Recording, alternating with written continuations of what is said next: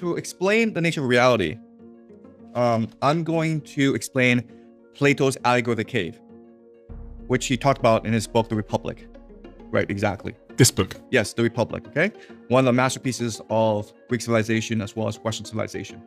All right, so this is how Plato explains the nature of reality. And so he uses a metaphor called the cave.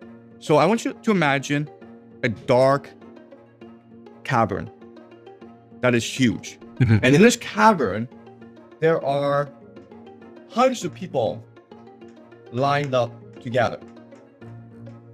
And they're all sitting in a row, and this goes on for, miles and miles, just thousands of people. And they are chained to the ground. And their necks are shackled, so they can't actually move. And all they can do is stare in front of them at a giant wall that's empty. Okay?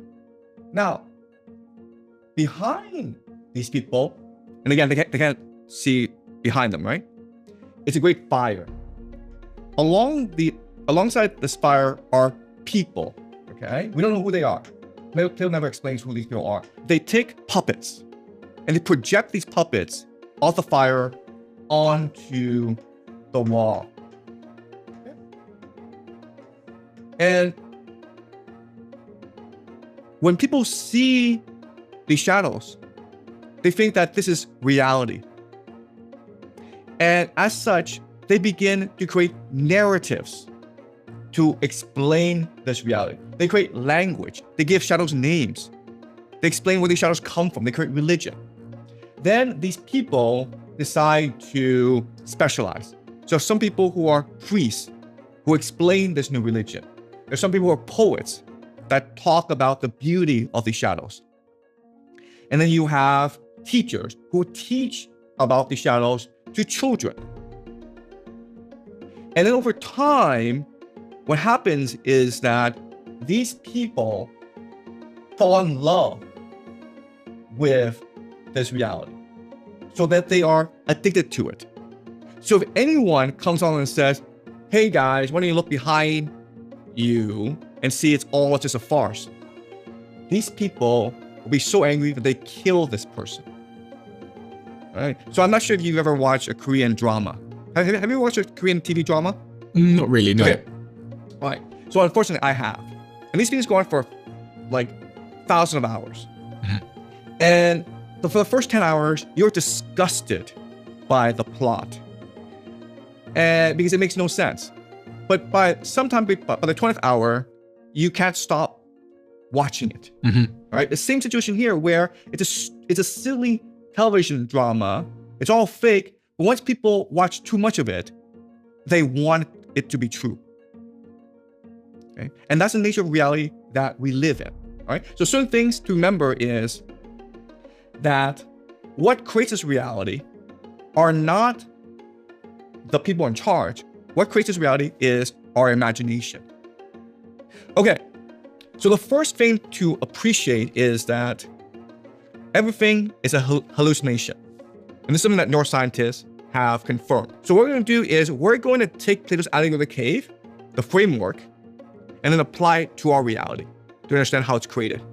Okay? So in the first layer, you need a power, a force, to put people in chains, right? And this is what we call the military-industrial complex of America, as well as the empire. So going back to this example, it's the layer that puts the people into chains.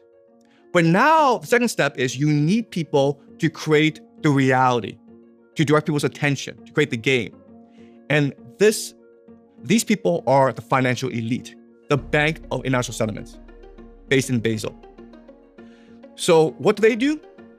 These people are the ones who set the exchange currency rates. And they also allow for seamless financial transactions, the SWIFT system, basically. Then Wall Street and the City of London were the financiers. And then you have the Federal Reserve System. Because the Federal Reserve are the people who print money. Okay. Now, once you create the rules of the game, you need to create the game itself. which is the global economy, right? Global economy. And obviously, this is a pretty vast system that encompasses everything, okay? Now you have to explain to people how the global economy works. You cannot tell people, oh, really, there are these secret people working behind the scenes that are projecting shadows onto a wall. So what you do is you create multilateral organizations that pretend to control the global economy. And they are the World Bank, the United Nations, WTO. You make people believe that this is all being controlled impartially for our benefit. Now, you have to convince people that this system is legitimate, that when you're actually seeing the shadows on the wall, they're real. And that's why you need the media. That's why you need culture, such as Hollywood, movies, basically. And you need education, school system, okay? These are the people who are all prisoners, who have become leaders of the prisoners, and who are helping them understand the shadows on the wall. So am I in the media? Yes, you are. Am I? Yes. So what am I doing? Am I one of the people in the fire controlling the narrative? Is that what? Yes, yes. But I'm not owned by anybody. That's what you think. Oh, really? Yes. Who am I owned by? Ultimately, it's the people who control the fire that are in charge, right? So ultimately, it's these people, the second layer, Okay. the game masters, the financial elite that control everything. And the financial elite, again, are like the World Bank, you said. No. The financial elite are these private bankers. Okay, so are the private bankers controlling me? Because you said I was in the media. Do you want to make money? Yeah. Then they're controlling you, Okay. right? How are they controlling me? Because they control the creation of money. And so now that you have the media, the schools, and the cultural systems helping people understand the shadows on the wall, these shadows now become internalized, and they dictate the values and norms of people, what they believe to be good and bad. They dictate habits and customs, how you live your life. And they dictate the legal system, who's punished for what, okay? And this becomes the top edifice. And what's amazing about the system is that in our minds, okay, we believe that the system is, first of all, the complete opposite, where the foundation is actually the laws, the habits, and the values. When in fact, in reality, these are just figments of our imagination, okay? That's point one. Point two is that this is a very, very delicate structure. So if anyone doesn't cooperate, okay, then this edifice collapses. It's because it's a very, very delicate system, okay? And the third thing, and this is most important to understand the world that we live in, as the system becomes much more wobbly, meaning that young people don't really believe in the shadows anymore. Young people grow up and says, are these shadows really real? They don't feel real to me. The system needs to become much more authoritarian. It needs to force people to believe what they refuse to believe. Because everyone in the system is incentivized to ensure this edifice is stable. But the problem is that over time, more and more young people are going to grow up and say, I don't see shadows. I'm pretty sure we're being lied to.